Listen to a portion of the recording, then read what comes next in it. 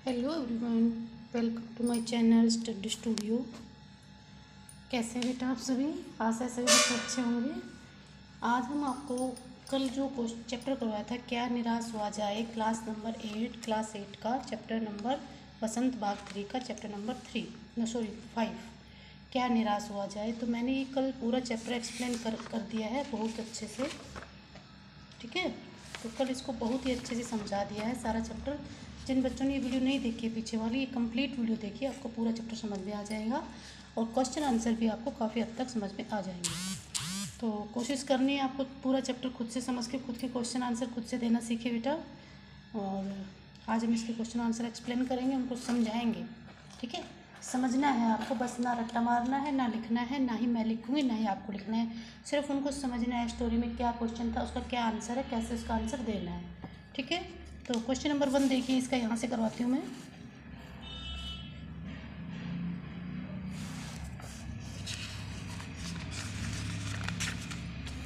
Only 1 minute. ये देखिए question number 1, लेखक ने स्वीकार किया है कि लोगों ने उन्हें भी धोखा दिया है, फिर भी वह निराश नहीं है। लेखक ने स्वीकार किया कि लोगों ने उन्हें बहुत धोखा दिया है, फिर भी वह निराश नहीं है। लेखक निराश नहीं है। आपके विचार से इस बात का क्या कारण हो सकता है? देखो चैप्टर में बार बार यही आया है कि बहुत मतलब कि लोग खराब भी हैं, अच्छे भी हैं, भ्रष्टाचार भी सब कुछ है, लेकिन फिर भी लेखक निराश नहीं इसलिए नहीं निराश है क्योंकि जहाँ बुराई है वहाँ अच्छाई भी है, और उन 100 बुराइयों के ऊपर एक अच्छाई भी ज़्यादा मायने रखती है और वो उसको ज़्यादा भारी लगती है। तो इसमें 2 इंसिडेंट दिखाए हैं, 2 घटनाएं बताई गई है, उनका वर्णन है। तो आपको आंसर में क्या देना है? निश्चय ही लेखक ने कई बार धोखा खाया है। हाँ, लेखक ने निश्चय ही कई बार धोखा खाया है, कई बार उसे धोखा मिला है समाज में, और लोगों ने उसे कई बार ठगा भी है, किंतु लेखक फिर भी निराश नहीं हुआ। कई बार उसे ठगा है, कई बार उसने धोखा खाया, फिर भी वह निराश नहीं हुआ, क्योंकि उसके जीवन में बहुत से ऐसे अवसर भी आए हैं, क्योंकि उसके लाइफ में बहुत से ऐसे अवसर भी आए हैं जो लोगों ने एक दूसरे की सहायता की है और बिना किसी कारण के ही सहायता की है। जो उसके जीवन में बहुत से धोखे भी आए, निराशा भी आई, लेकिन वो निराश नहीं है। और बहुत से ऐसे भी मौके आए, उसके जीवन में बहुत से ऐसे अवसर भी आए जब बिना किसी कारण के ही लेखक की सहायता लोगों ने की है, बिना किसी कारण के ही। जो लोग जीवन में निराश हो गए हैं, जो लोग जीवन में निराश हो गए हैं, लोगों ने उन्हें हौसला दिया। जब लेखक टिकट लेने के बाद बकाया लेना भूल गया था, ये देखो कहानी में आया था इस चैप्टर में, तो वही बात बतानी है। जब लेखक टिकट लेना भूल गया था तो टिकट बाबू उसको जाकर बकाया देता है। जब वो 10 रुपये की जगह पे 100 रुपये दे देता है और फिर वो चला जाता है, तो लेकिन वो जो टिकट बाबू था वो 90 रुपये लेकर उसको ढूंढता हुआ डब्बे में जाता है, उसको पैसे देता है। बस खराब होने पर भी दूसरा इंसिडेंट क्या हुआ था, जब बस खराब हो गई थी, तो बस खराब होने पर बस का कंडक्टर नई बस से लेकर आया, ठीक है। लोगों ने तो उसको गलत समझा, लेकिन फिर भी वो सबके लिए नई बस लेके आया। ये कितनी अच्छी बात है ना। उसके बच्चों के लिए दूध भी लेके आया, पानी भी लेके आया। इन घटनाओं से लेखक का विश्वास हो गया कि समाज में अभी भी अच्छाई मौजूद है। इन सब बातों से लेखक को विश्वास हो गया कि आज भी समाज में बहुत अच्छाई जिंदा है, इसलिए लेखक निराश नहीं हुआ है, ठीक है। बहुत सी परेशानी आई, बहुत सी स्ट्रगल हुई है, लेकिन फिर भी लेखक निराश नहीं है। फिर आपको ये 2 घटनाएं इनका वर्णन करना है, ओके। क्वेश्चन नंबर 2 देखिए बेटा, आपको समझना है। इस वीडियो का मतलब ये है कि आप समझें, याद नहीं करें, सिर्फ समझें, ठीक है बेटा। समाचार पत्रों और सभी सब्जेक्ट में आपको ऐसा ही करना है। कोई किसी भी सब्जेक्ट में याद ना किया करो, उन चीज़ों को माइंड में सेट किया करो, क्या कहानी है क्या है, और अपनी तरफ से उसका एक्सप्लेन किया करो। खुद से 2-4 लाइनें खुद से भी ऐड कर सकते हो, तो ठीक होते हैं सब। लेकिन चैप्टर के अंदर से ही बातें होनी चाहिए, चैप्टर में क्या आया था। समाचार पत्रों, पत्रिकाओं और टेलीविज़न पर आपने ऐसी अनेक घटनाएं देखी सुनी होगी जिनमें लोगों ने बिना किसी लालच के दूसरों की सहायता की हो या ईमानदारी से काम किया हो। ऐसे समाचार तथा लेख एकत्रित करें और कम से कम 2 घटनाओं का वर्णन करें। तो आपको क्या करना है कि ऐसे समाचार उनमें क्या करना है, जो आपको देखा है ना इसमें ये पूछा है, तो यही आप इसके अकॉर्डिंग भी दे सकते हो, और अपने अपने अपनी लाइफ में कोई ऐसी घटना हुई हो तो आप वैसे भी दे सकते हो, ठीक है। तो मैं इसमें पढ़ देती हूँ, लेकिन आप अपने लाइफ में ऐसे कोई इंसिडेंट हुए हो वो भी लिख सकते हो, जरूर नहीं है ये लिखना है, लेकिन इस तरीके से लिखना है। आज के भौतिकवादी और अवसरवादी युग में श्री केदारनाथ जैसे लोग कम ही रह गए हैं। ठीक है, यह है 8 अक्टूबर 2009, बेसहारों का सहारा। ठीक है, तो इसमें एक आश्रम के बारे में है शायद। हाँ देखो, आज के भौतिकवादी और अवसरवादी युग में केदारनाथ जैसे लोग बहुत कम हैं। वह समाज सेवकों के लिए आदर्श हैं। केदारनाथ जी समाज सेवी हैं और समाज सेवकों के लिए आदर्श हैं। उनके यौवन काल में एक बार त्याग दिया था, उन्होंने यौवन काल में ही घर बार त्याग दिया। केदारनाथ जी ने घर बार यौवन अवस्था में ही त्याग दिया था। उन्होंने केदारनाथ की घटना का वर्णन किया है इसमें।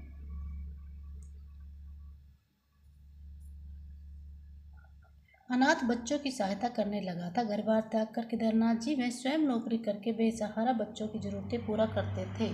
केदारनाथ जी क्या करते थे कि वो स्वयं नौकरी करते थे, फिर उन बेसहारा बच्चों की सहायता करते थे, उनकी ज़रूरतें पूरी करते थे। अपने अथक मतलब बहुत ज़्यादा अपने अथक प्रयास से उसने एक अनाथ आश्रम की स्थापना की, जिसमें 95 देखो इसमें आपको एक स्टोरी दिखानी है। एक केदारनाथ जी ने एक आश्रम की स्थापना की थी जिसमें 95 बच्चे थे और आश्रम में एक हाई स्कूल भी था। और उसमें इस अनाथ आश्रम पर एक राजनेता की बुरी नज़र पड़ गई। जो अनाथ आश्रम था उस पर एक राजनेता की नज़र पड़ गई। वह आश्रम के नाम पर, जो राजनेता था वो क्या करता था, आश्रम के नाम पर मिलने वाली सरकारी जो ग्रांट मिलती है ना, जो पैसे मिलते हैं सरकार से आश्रम के लिए, तो उन पे मिलने वाली ग्रांट को स्वयं अड़प जाता था। कौन? वो राजनेता। और बदनाम करता था केदारनाथ को। केदारनाथ ने हार नहीं मानी, उसने भले लोगों से संपर्क किया और आश्रम में रहने वाले बच्चों की जरूरत को पूरा किया, लेकिन उसने ऐसा करने से राजनेता से डरा नहीं और न ही हार मानी। और उसने क्या किया कि वहाँ किसी और लोगों से सहायता मांगी और उनकी बच्चों की ज़रूरतें पूरी की। टिप्पणी, समाज में दीन दुखियों की सहायता करनी चाहिए। आप उसमें अपनी टिप्पणी भी देंगे कि क्या सही है क्या गलत है। तो टिप्पणी में लिखेंगे हमें दीन दुखियों की सहायता करनी चाहिए समाज में। यदि हम सहायता नहीं कर सकते तो सहायता करने वाले लोगों को हमें साथ देना चाहिए और उनके कार्य में बाधा नहीं बनना चाहिए। और जो लोग बाधा बने हैं उनको बाधाओं को दूर करना चाहिए। बस यही है। ठीक है, अब दूसरा उसमें इंसिडेंट दिखा रखा है, दूसरी कहानी बतानी है। एक तो ये हो गई केदारनाथ की, आपको दूसरी दिखानी है। एक घटना दिल्ली के मेहरौली रोड पर घटित हुई। ठीक है, यह घटना है, आपको बस इतना ही याद करना है, फिर पूरी स्टोरी टाइप होती है ये। तो यह घटना है दिल्ली के मेहरौली रोड पर घटित हुई। एक कार मोटरसाइकिल सवार को टक्कर मारकर भाग गई। एक कार थी, वो मोटरसाइकिल टक्कर मारी और वह मोटरसाइकिल पर पति पत्नी सवार थे। टक्कर लगते ही लहूलुहान और बेहोश होकर सड़क पर गिर पड़े दोनों। तभी पीछे से एक जीप आकर वहीं रुकी। उसमें से 2-3 व्यक्ति उतरे और घायलों को जीप में लेटाकर अस्पताल ले गए। जब वो टक्कर मारी तो वो जो घायल हो गए वो ज़मीन पर पड़े थे, फिर जीप रुकी और जीप ने उनको उठाया और अस्पताल में ले गए। समय पर अस्पताल जाने के कारण उनकी जान बच गई। और जीप वालों ने यह काम इंसानियत के वसीभूत होकर किया, कि वो इंसानियत थी इसलिए उन्होंने ये काम किया। इसमें टिप्पणी आप क्या लिखेंगे? हमें किसी को मुसीबत में पड़ा देखकर उसे अनदेखा नहीं करना चाहिए, उसकी सहायता करनी चाहिए। आ रहा है बेटे समझ में? तो हमें किसी को भी अनदेखा नहीं करना चाहिए, कोई मुसीबत में है तो उसकी सहायता करनी चाहिए। क्वेश्चन नंबर 3 देखिए। लेखक ने, देखो आपको 2 घटनाएं दिखानी है, अच्छे से याद हो गई होंगी, केदारनाथ की और एक ये मेहरौली की। दिल्ली के मेहरौली की जगह का नाम है। लेखक ने अपने जीवन की 2 घटनाओं में रेलवे टिकट बाबू और बस कंडक्टर की अच्छाई और ईमानदारी की बात बताई है।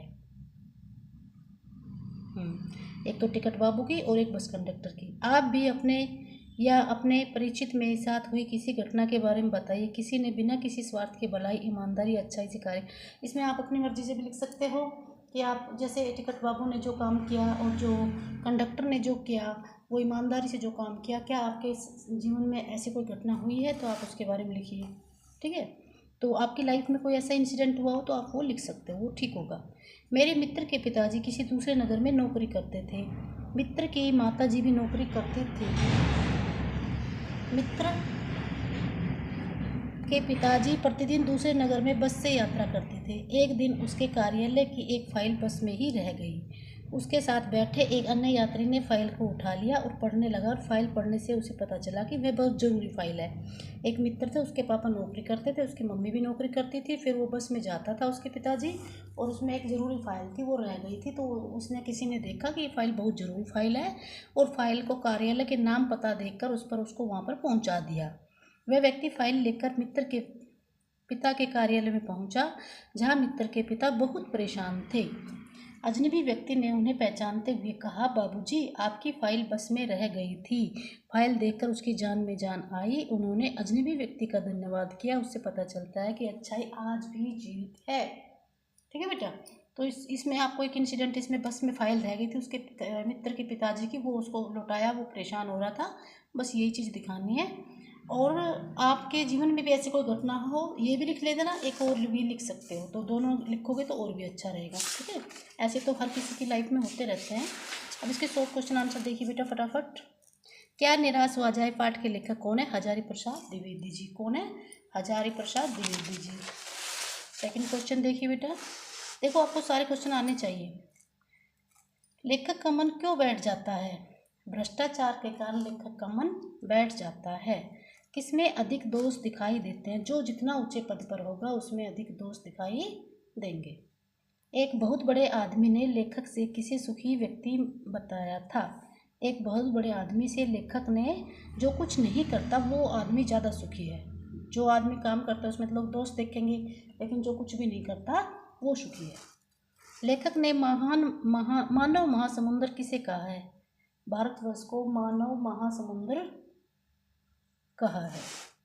आज के युग में कौन पिस रहा है? आज के युग में मेहनती और ईमानदार लोग पिस रहे हैं। आज के युग में कौन फल फूल रहा है? जो झूठ बोलते हैं, वो फरेब करते हैं, वो लोग आज के युग में फल फूल रहे हैं। लेखक के अनुसार ईमानदारी को किसका पर्याप्त समझा जाता है?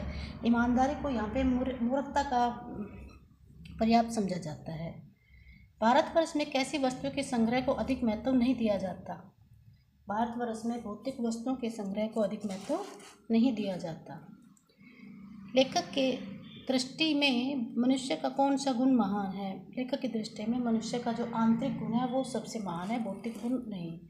भारतवर्ष में सदा किसे संयम के बंधन में बांधकर रखने का प्रयास किया है? भारतवर्ष में सदा क्रोध और विलासिता को बंधन में बांधकर रखने का प्रयास किया है कि उनको हमेशा बंधन में बांधकर रखना चाहिए। भारतवर्ष सदा किसे कैसे धर्म के रूप में देखता है? कानून को। लेखक